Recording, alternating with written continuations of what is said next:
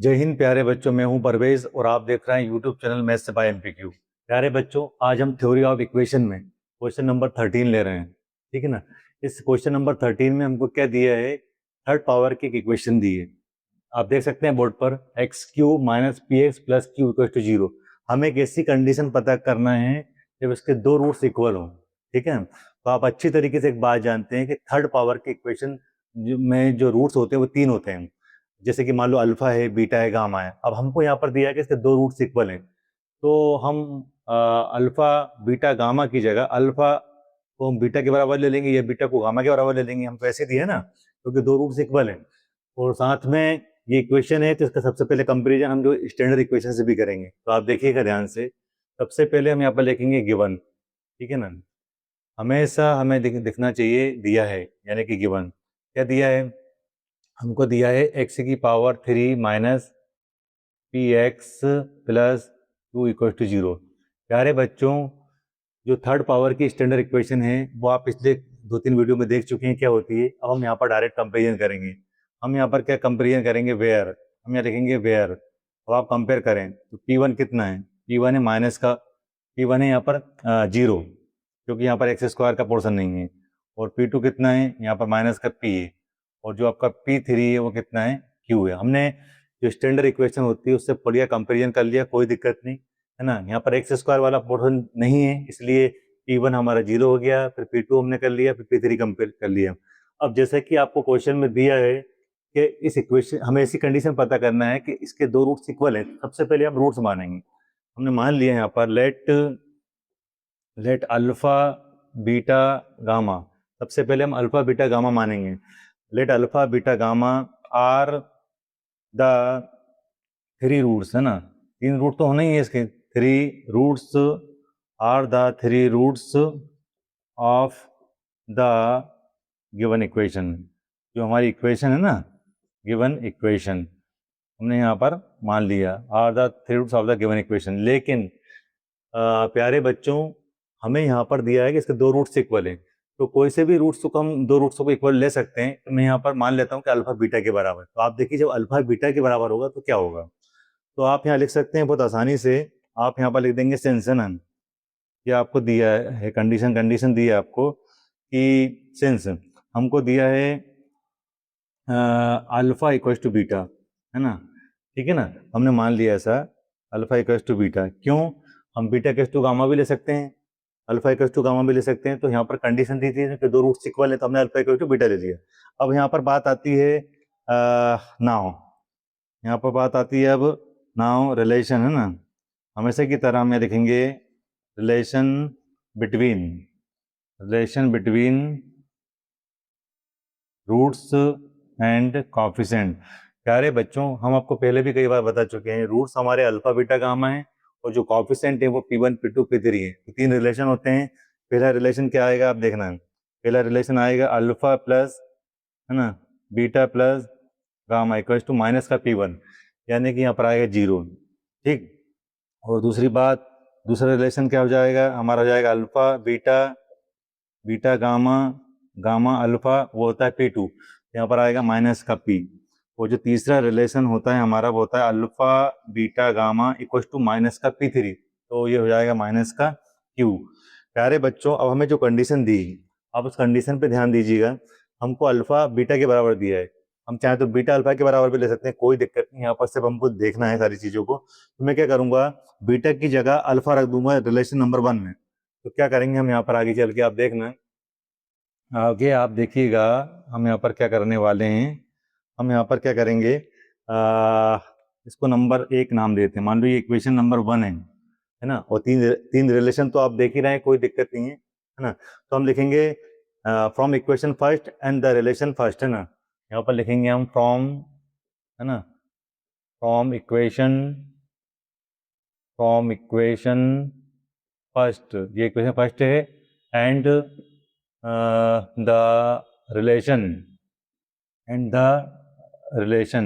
जो संबंध हमारा फर्स्ट था इससे। तो आप देखिएगा, बीटा की जगह पर मैं यहाँ अल्फा रख देता हूँ, तो क्या होगा, इम्प्लाई लगा देता हूँ, तो हो जाएगा आपका अल्फा प्लस, देखिए अल्फा प्लस अल्फा हो गया, यहाँ प्लस का क्या है गामा। तो गामा इक्वल टू कितना हो गया 0। हम यहाँ से बहुत आसानी से प्यारे बच्चों क्या कर सकते हैं, यहाँ से हम बहुत आसानी से जो है गामा की वैल्यू निकाल सकते हैं।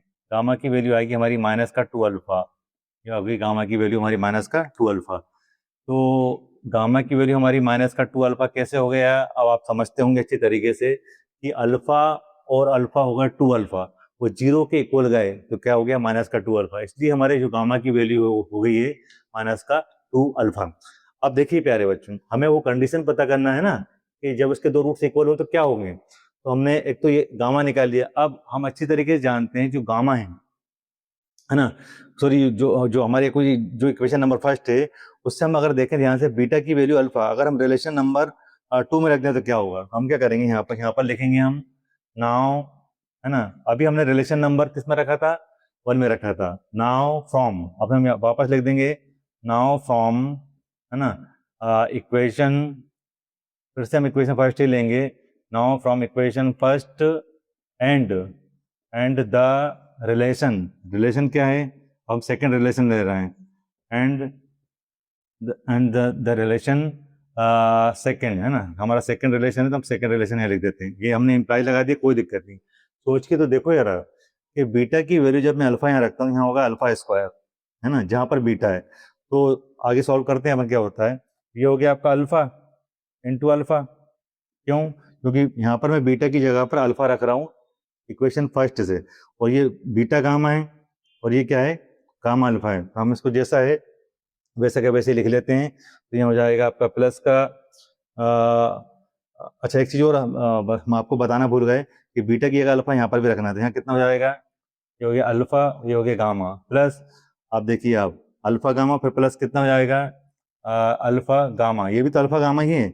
इंटू में हम ए बी को बी ए लिख सकते हैं, तो अल्फा गामा को हम गामा अल्फा भी ले सकते हैं। और इक्वल में कितना चल रहा है, इक्वल में चल रहा है हमारा माइनस का पी, ये हमारा चल रहा है। अब सोच के तो देखिए आप जरा, अल्फा और अल्फा का इंटू हुआ तो अल्फा स्क्वायर हो गया, और ये अल्फा गामा कितने हो जाएंगे 2 अल्फा गामा। तो इसको कैलकुलेट कर लें अपन थोड़ा सा, ये हो जाएगा हमारा अल्फा स्क्वायर प्लस ये हो जाएगा आपका 2 अल्फा गामा और इक्वल टू कितना है माइनस का पी। अब सोच के देखिए अब आप गामा की वैल्यू यहाँ से माइनस का 2 अल्फा जो आप देख रहे हैं, है ना, वो हम यहाँ पर रख सकते हैं बहुत आसानी से। गामा की जो वैल्यू माइनस का 2 अल्फा है वो हम यहाँ पर रख सकते हैं। तो एक काम करते हैं हम, जो चीज़ें काम की होती हैं उनको हाईलाइट करते जाइए आप, एग्जाम में भी ये प्रोसेस बहुत अच्छी रहती है। ये हो गया ना।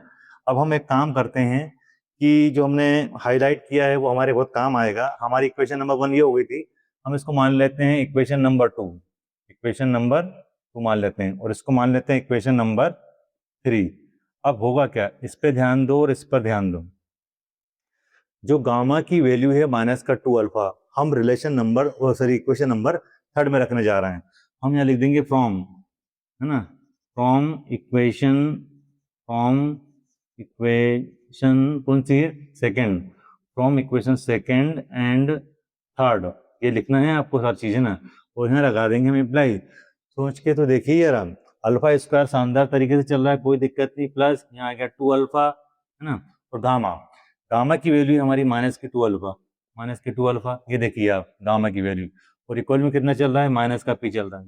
प्यारे बच्चों बहुत आसानी से आप समझ पा रहे होंगे कि माइनस प्लस माइनस का इंटू होगा तो हमारा माइनस का तो आ ही जाएगा, 2 2 जा 4 हो जाएगा, यानी कि यहाँ माइनस 4 अल्फा स्क्वायर आने वाला है। तो क्या हो जाएगा यहाँ पर, हो जाएगा अल्फा स्क्वायर माइनस का 4 अल्फा स्क्वायर इक्वल टू कितना हो गया माइनस का पी। ठीक है प्यारे बच्चों, अब आगे की स्टेप आप यहाँ से देख लीजिएगा, है ना प्यारे बच्चों। अब यहाँ से आप सब जब हम सॉल्व करेंगे तो आप ये देखेंगे कि 1 में से -4 जा रहा है, यानी 1 - 4 कितना होगा -3 होगा। तो हम यहाँ पर क्या करेंगे, यहाँ हम बहुत आसानी से लिख देंगे, यहाँ बच्चा माइनस का 3, देख लीजिए आप 1 में से 4 जा रहे हैं, तो माइनस का 3 अल्फा स्क्वायर इक्वल टू कितना बचा माइनस का पी। अब इस माइनस से माइनस को कैंसिल कर देंगे, हम यह लिख देते हैं, है ना, देखिए ध्यान से, और अल्फा की वैल्यू डायरेक्ट निकाल लेते हैं, तो कितना हो जाएगा P/3। हमने क्या करा, माइनस से माइनस को डायरेक्ट कैंसिल कर दिया, अल्फा स्क्वायर की वैल्यू आएगी P/3, क्योंकि 3 P के नीचे चले जाएगा। यहाँ से हम बहुत आसानी से अल्फा की वैल्यू भी निकाल सकते हैं। अभी हमारे पास अल्फा स्क्वायर आया है, देयरफॉर यहाँ से हम अल्फा निकालेंगे, कितना आएगा P/3, और अंडर रूट के अंदर आएगा क्योंकि स्क्वायर रूट हो जाएगा ये। अब हम ये देखते हैं कि ये भी हमारे बहुत काम का है, तो हम यहाँ पर क्या करते हैं, इसको हम मान लेते हैं, ऐसा बॉक्स बना देते हैं ना। अब ये हमारे बहुत काम आएगा। आप सोच के देखिए कि अल्फा हो, बीटा हो या गामा हो, कुछ भी हो, है तो इक्वेशन के रूट्स, वो उस इक्वेशन को सेटिस्फाई करेंगे। हमारे पास अल्फा की वैल्यू आई है √p/3, यानी ये इस इक्वेशन को सेटिस्फाई करेगा। जहां पर x है वहां पर हम √p/3 रख देंगे, तो हमारी वो कंडीशन आ जाएगी जो उसने बोला था कि अगर रूट्स, कोई भी दो रूट्स इक्वल हो, जैसे हमने मान लिया कि अल्फा बीटा के बराबर है, तो उस कंडीशन को हमें निकालना है। अब हम यहाँ पर देखेंगे, since alpha is a root of the given equation so it is satisfy the given equation, यानी हिंदी में आप ये कह सकते हैं क्योंकि अल्फा दिए गए समीकरण का मूल है, इसलिए यह दिए गए समीकरण को संतुष्ट करेगा, सेटिस्फाई करेगा। हम आगे यहाँ पर लिखते हैं, सिंस, है ना, सिंस अल्फा, है ना, alpha is a root of the given equation. ये सब लिखना है आपको, ऑफ द गिवन इक्वेशन, है ना। बस इसके बाद आप सिर्फ इतना भी लिख देंगे ना देयरफॉर करके, तो इसका मतलब अंडरस्टूड है, क्योंकि अल्फा इक्वेशन का रूट है, इसीलिए तो उसको सेटिस्फाई कर रहा है, ये इक्वेशन है। तो हम यहाँ पर क्या करेंगे, सबसे पहले क्या करा करो, आप पूरी इक्वेशन उतार लिया करो। ये हो गया x³ माइनस, ये हो जाएगा आपका px प्लस q = 0।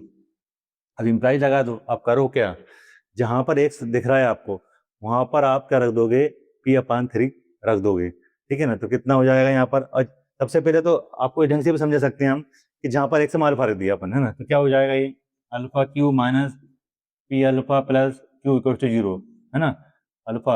अब अल्फा की जो वैल्यू है वो रख दो। अब बात वही है, समझने का तरीका होता है। अब हम क्या करेंगे, यहाँ से एक चीज देखते हैं ध्यान से, तो अल्फा कॉमन आ रहा है, अल्फा कॉमन आ रहा है, कितना जाएगा, अल्फा² माइनस टी, और जो आपका प्लस का क्यू नजर आ रहा है वो उधर जाके माइनस का हो जाएगा, उधर जाके किसका हो जाएगा, माइनस का हो जाएगा। तो यहाँ तक आपको उम्मीद है मुझे कि समझ में आ गई होगी बात। अब हमें यहाँ पर α² की वैल्यू रखना है और अल्फा की वैल्यू रखना है, उसको कैलकुलेट करना है, तो हमारी वो कंडीशन आ जाएगी जो क्वेश्चन हमको दी गई। प्यारे बच्चों, जैसा कि आपने देखा अभी थोड़ी देर पहले कि हम यहाँ तक सॉल्व कर चुके हैं। अब हमें अल्फा और α² की वैल्यू को रखना है, तो आप इसके बाद की स्टेप यहाँ से देखिएगा प्यारे बच्चों। ये हमने इम्प्लाई लगा दिया।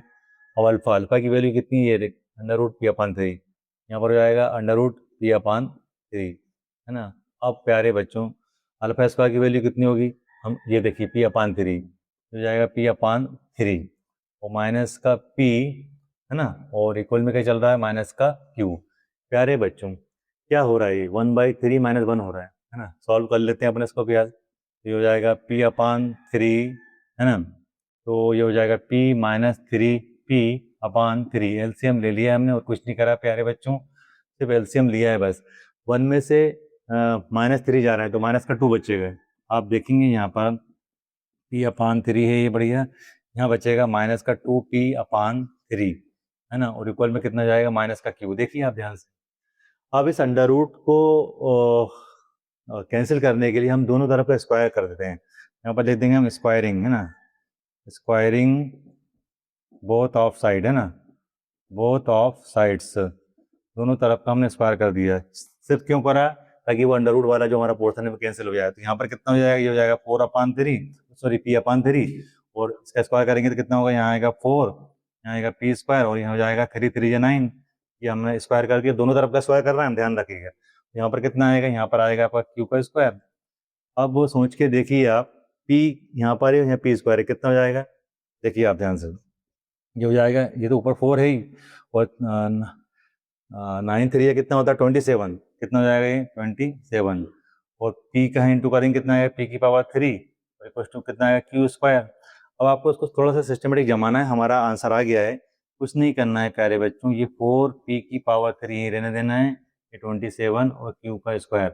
ये वो हमारे रिक्वायर्ड कंडीशन आ गई जो उसने हमको दिया था, है ना, कि इक्वेशन के अगर कोई भी दो रूट्स इक्वल हों तो कंडीशन निकालना था। तो ये हमारा प्रूफ हो गया। ठीक है प्यारे बच्चों, उम्मीद है आपको हमारा ये वीडियो पसंद आया होगा। अगर आपको हमारा ये वीडियो अच्छा लगा हो तो प्लीज़ हमारे चैनल को लाइक करें, शेयर करें, सब्सक्राइब करें, and thank you so much for watching this video.